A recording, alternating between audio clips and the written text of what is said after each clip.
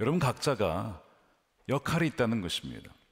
그리고 이 성경의 인물들의 이야기와 우리의 이야기는 맞닿아 있고 비슷한 점이 굉장히 많아요. 그래서 우리가 이 이야기를 읽고 하나님 말씀을 들을 때마다 거기에서 그 하나님의 이야기를 통해서 우리의 이야기를 해석하고 보는 훈련을 하는 것입니다. 그래서 이번 사무엘상 시리즈를 통해서 하나님의 뜻이 무엇이며 하나님의 마음에 맞는 사람이란 어떠한 삶인지를 그것을 우리가 모두가 깨닫게 되는 시간이 되기를 원합니다. 이 사무엘상이 시작되는 배경은 사사기입니다. 우리가 사사기를 다루지는 않았지만 출애굽 이후에 광야 40년을 지나고 여호수아가 이 가나안 정복 전쟁을 승리를 이끌고 그 다음에 그가 죽습니다. 그 이후에 영적 암흑기가 찾아오게 되죠. 바로 도덕적, 정치적, 영적 무정부 상태라고 부를 수 있는 자기의 소견에 오른 대로 살았던 시대, 그 시기가 이어지는데 정말 이 신앙이 없는 건 아니었지만 신앙이란 이름으로 욕망의 시대, 신앙의 이름으로 욕망을 포장하고 또한 탐욕을 쫓아 살았던, 또한 하나님을 잊었던 시대라고 부를 수가 있습니다. 근데 그 시대에 참 위대한 믿음의 여인이 있었어요. 그 중에 한 명이 룻이고 또 한 명이 한나입니다. 동시대 사람이에요. 동시대 사람. 룻기 이후에 사무엘상이 이어지잖아요. 그러니까 룻은 그리고 한나는 공통점이 가정에 어려움이 있었다는 공통점과 그 사사기의 암흑기를 지났다는 공통점과 더불어서 그 위기를 믿음으로 기도로 돌파했다는 또 공통점이 있습니다. 또 하나는 룻기의 마지막은 다윗을 낳았다로 끝납니다. 다윗을 낳은 그 선조가 되는 것이죠, 룻이. 그러면서 동시에 한나는 사무엘을 낳은 어머니가 됩니다. 그리고 다윗과 사무엘은 함께 이 사사기의 암흑기를 종결시키고 정말 이스라엘의 가장 영광스러운 시대를, 새 시대를 엽니다. 다시 한번 말씀드리면 시대를 전환시키는 인물들이 바로 이 사무엘 그리고 다윗입니다. 그런데 그 남자들 누가 낳습니까? 위대한 믿음의 여인들이 낳다는 거예요. 믿음의 여인들이 항상 있습니다. 우리가 오늘 그 한나를 살펴보려고 합니다. 오늘 1절에 보시면 엘가나라고 하는 인물이 나오는데, 엘가나가 이 에브라임 지파 땅에 살고 있었어요. 그래서 오늘 세번역 성경은 에브라임 지파라고 소개가 되어 있지만 사실 개정판이나 또 다른 번역을 보게 되면 땅은 에브라임 지파 쪽에 살았지만 그의 출신은 역대상 6장에 근거하면 레위 지파의 고핫 자손이다라는 것을 알게 됩니다. 거기에 이 엘가나가 참 경건한 남자로서 살아왔어요. 참 부유한 집안이기도 했는데요.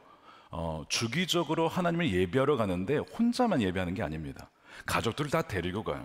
자녀들의 신앙 교육에 굉장히 관심이 많았던 아버지가 엘가나입니다. 한편으로 본문에 이제 앞으로 나오겠지만 엘리 제사장은 자녀들의 신앙 양육을 신경 쓰지 못했습니다. 그래서 본인도 나중에 점점 타락하고 그 다음에 그 두 아들들은 더 심한 이 두 가정이 대비가 되고 있어요. 이 엘가나에게 두 아내가 있었습니다. 한나와 브닌나예요. 한나라는 이름의 뜻은 은혜를 입은 여인, 짧게 얘기하면 그냥 은혜입니다. 그리고 브닌나의 이름은 진주 혹은 산호의 브랜치, 가지라고 하는 이름을 갖고 있어요. 이 브닌나에게는 자녀들이 있었습니다. 그러나 한나에게는 자녀가 없었죠. 이것이 이제 문제의 시작이 됩니다. 그렇다 보니까 예배를 드리고 난 다음에 이 제사 음식을 이 엘가나가 한나에게는 브닌나보다 2배를 주는 거예요. 그러니까 위로차 준 것 같아요. 그리고 더 사랑했기 때문에 그런 것 같습니다. 그러다 보니 이 브닌나가 어떤 마음이 듭니까? 시기하는 마음이 듭니다. 차별을 받았다고 생각을 하는 거예요. 자녀는 내가 낳았는데 왜 한나에게 더 잘해주냐 이거죠. 그래서 이 브닌나가 한나를 괴롭히기 시작합니다. 그리고 6절 보십시오. 그의 적수인 브닌나는 한나를 괴롭히고 업신여겼다. 이런 일이 매년 거듭되었다. 한나가 주님의 집으로 올라갈 때마다 브닌나가 한나의 마음을 늘 그렇게 괴롭혔으므로 한나의 반응이 어떻습니까? 울기만 하고 아무것도 먹지 않았다는 겁니다. 이 괴롭혔다는 것, 또 성가시게 했다는 것, 이 업신여겼다는 것은 이 한나의 닫혀있는 태를 조롱한 것입니다. 비어있는 태를 조롱한 거예요. 그러니까 참 나쁜 여인이죠.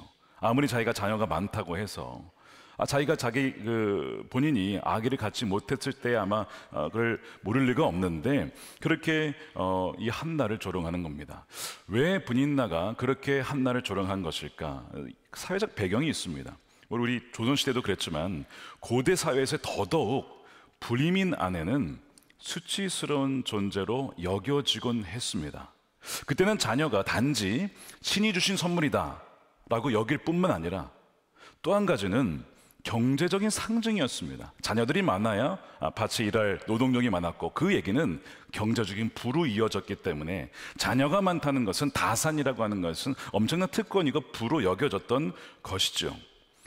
또한 노년의 부모를 봉양할 수 있는 자들이 자녀였기 때문에 미래가 보장이 된 것이고 또한 부모의 가업이 자녀들에게 이어져서 계속 대를 이을 수 있다는 점에서 미래를 대비할 수 있다는 보장했다는 장점이 있습니다. 국가적으로 보면 군사력입니다. 그러니까 이 고대 사회에는 자녀를 못 낳는다라고 하면 그 여인은요, 죄송하지만 사회에서 완전히 인정받지 못했던 조롱받았던 대상이 되는 거예요. 이런 사회 문화 속에서 한나가 어떤 심정이었을까 한번 상상을 해 보십시오. 내가 왜 사는 것일까? 자신의 존재 이유에 대한 물음을 가졌을지 몰라요.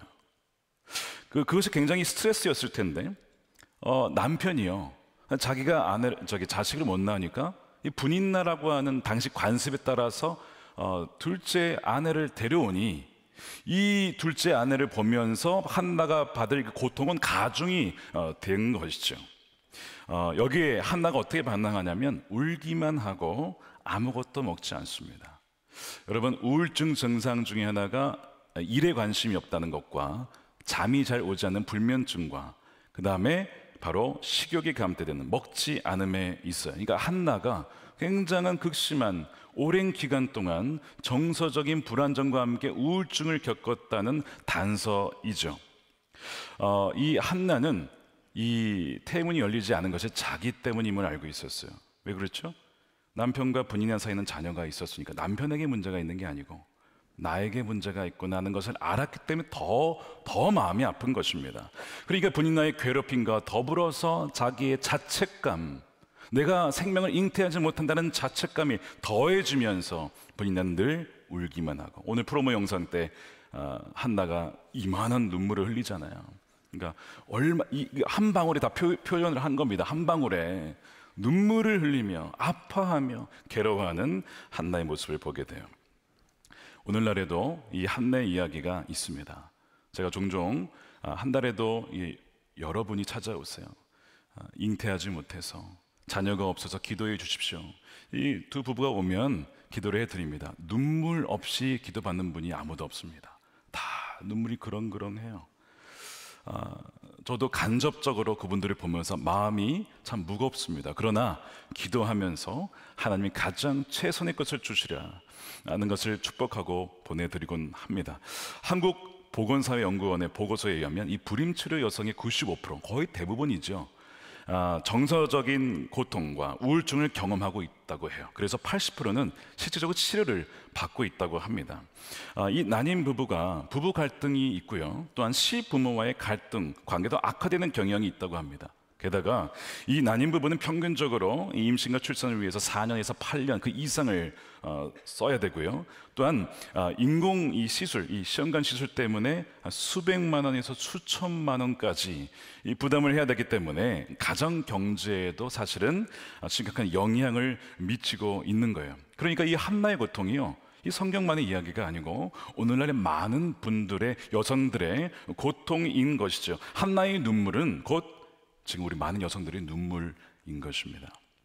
이 한나의 고통과 분인나로부터의 업신여김, 불임 때문인데 분인나가 그녀를 조롱한 것은 이런 거죠. 그러니까 아니, 당시에 여자라면 자녀를 낳아야지, 나는 이렇게 많이 낳는데 너는 왜 그렇게 기대에 못 미치냐 라고 하는 어떤 압박이 있었던 거예요.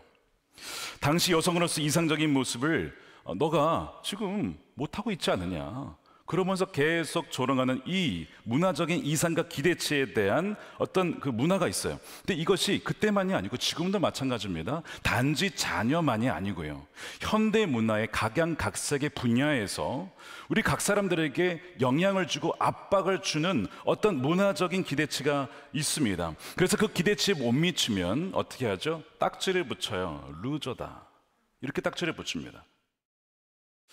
그러나 오늘 한나가 당하는 고통을 더욱 이해할 수 없는 이유 중에 또 하나가 있다면, 한나의 태를 닫은 것이 하나님이라는 데 있습니다. 하나님. 오늘 5절에 비록 주님께서 한나의 태를 닫아 놓으셨지만 주님께서 닫으셨대요. 6절에 주님께서 한나의 태를 닫아 놓으셨대요. 한나의 고통이 더해진 이유는 하나님께서 저 악한, 자기가 보기에 자기보다 덜 성숙한, 조롱하니까, 업신여기니까 덜 성숙한 부인 나에겐 저렇게 자녀들을 많이 주시면서 어떻게 저에게는 단 한 명 주지 않습니까? 많이 바라지도 않고 한 명이라도 주면 좋겠지만 어떻게 단 한 명도 주지 않습니까? 이해가 안 되는 것이죠. 원통한 것입니다. 여러분, 하나님께서 여러분의 앞길에 소위 태의 문, 취업의 문, 승진의 문, 재정의 문, 사업의 문을 닫으셨다면 이해하실 수 있겠어요? 내가 보기에, 하나님도 믿지 않고 내가 보기에 나보다 덜 성숙한 사람의 문들은 활짝 열려 있는데 왜 제 인생의 문들은 다 닫아 놓으셨습니까? 이러면 이해할 수 있는 자가 얼마나 있겠습니까? 그러니까 한나는 더 괴로웠던 겁니다. 이 상황에서 대안이 제시가 됩니다. 대안이 뭐냐면 남편이 대안을 가져와요. 이 엘가나가 이 한나를 보면서 굉장히 아파하죠. 불쌍히 여기면서 8절에 왜 그렇게 늘 슬퍼만 하오? 이 남자들의 이 여성에 대한 공감 능력은 그렇게 좋지는 않아요. 그러니까 이해를 못하는 거야, 왜 우는지를. 그러면서 얘기하는 게 뭐냐면 내가 당신에게 하는 만큼 하겠냐 이거죠. 여러 아들이 있다 하더라도 그 여러 아들보다 내가 더 낫지 않냐라고 위안을 주는 것입니다. 참 그래도 괜찮은 남편이에요. 왜냐하면 당시에 자녀를 못 낳은 여자에 대한 이 취급에 대하면 이 엘가나는요 너무나 귀한 사람이에요. 왜냐하면 한나를 도구로 대하고 있지 않기 때문에 그렇습니다. 자녀 낳는 기계로, 자녀 낳는 도구로 삼고 있지 않다는 점에서 이 엘가는 참 멋진 남편입니다. 그녀를 그 자체로 살아있는 인격으로 대우해 준 거예요. 당신은 나에게 자녀를 낳아주기 위해서 나랑 결혼한 게 아니야. 당신은 그 자체로 나의 사랑스러운 대상이야. 참 위로가 되었겠지 않겠습니까? 유대 철학자 마틴 부부의 표현을 빌린다면 두 가지 관계가 있어요. 하나는 나와 너의 관계, 그저 존재 자체로 인격적인 관계예요. 사랑하는 관계입니다. 그게 나와 너의 관계거든요. 또 다른 관계는 뭡니까? 나와 그것, 그 누군가를 도구로 삼아서 나의 목적을 성취하기 위해 부품으로 삼는 거, 그런 관계가 있어요. 일적으로만 대하고 나의 어떤 이익을 취하기 위해서 사용하는 관계. 그러나 엘가나는 그저 한나를 나와 너의 관계, 사랑하는 존재로 대우해 주었다는 점에서 참 멋진 남편입니다. 그런 남자들이 되시기를 축복합니다. 그런 남편들이 되시기를 축복합니다. 그러나 이 엘가나의 존재가 참 귀했지만 한나는 거기에 머물러 있지 않습니다. 거기에 어떤 응답을 하진 않아요. 귀했겠죠, 감사했겠죠. 그러나 거기에 머물러 있지 않고 오늘 9절에 보시면 엘가나 일행이 실로에서 그 성소가 있는 곳에서 음식을 먹고 마신 뒤에 한나가 자리에서 벌떡 일어납니다. 여러분, 벌떡 일어난다는 것은 무슨 뜻이죠? 뭔가 그래 결심했어 그런 뜻 아니에요? 뭔가 벌떡 일어나더니 뭔가 결단을 해요. 더 이상 이런 상황에 끌려가지 않겠다. 상황 때문에 불행해하며 울며 음식을 거부하며 그런 삶을 살고 싶지 않다라고 결단을 내리고 어디로 갔느냐? 성소로 갑니다. 실로에 있는 성소로. 거기로 가서 기도를 하죠. 눈물의 간구와 기도를 드려요. 자, 11절에 한나가 서원을 합니다. 서원 기도를 드려요. 만군의 주님, 만일 주님께서 주님의 종의 이 비천한 모습을 참으로 불쌍히 보시고 저를 기억하여 주셔서 주님의 종을 잊지 않으시고 이 종에게 아들을 하나입니다. 단 하나를 많이 허락하여 주시면 굉장히 완곡한 표현이에요. 만일 주시면 저는 그 아이의 한평생을 주님께 바치고 삭도를 그의 머리에 대지 않게 하겠습니다. 서원 기도를 드렸는데 나시린으로 바치겠다는 겁니다. 나시린은 일정 기간 동안 하나님을 위해서 전적으로 바쳐지는 거예요. 일정 기간 동안, 그게 한 달이든 뭐 1년이든 일정 기간. 근데 지금 한나는 뭐 하겠다는 겁니까? 라이프타임, 평생을 바쳐진 자로 하나님께 드리겠다는 그런 서원 기도를 하고 있어요. 이게 나시린 기도죠. 그 기도를 드린 다음에 이 엘리 제사장으로부터 평안히 가라, 하나님이 내가 기도하여 구한 것을 허락하기 원한다라는 말을 듣습니다. 그리고 그 말을 들은 다음에 음식을 먹기 시작하고 그 다음에 다시는 근심하지 않습니다. 18절에 제사장님, 이 종을 좋게 여겨주시기를 바랍니다. 하나님의 호의로 봐주시길 바랍니다. 하나는 그 길로 가서 음식을 먹고 다시는 얼굴에 슬픈 기색을 띠지 않습니다. 오늘로 모든 슬픔은 끝이에요. 자, 어떻게 그럴 수 있었을까요? 임신했습니까? 지금? 아니거든요. 자녀 난 것도 아니거든요. 주실지도 몰라. 여러분, 주실지도 몰라 가지고 확신을 가질 수 있으세요? 아니요. 계속 염려됩니다. 하나님, 내가 바치기로 했으니까 주실 거야. 거래적인 관계는 확실하게 오지 않는 이상 계속 불안하기 마련이에요.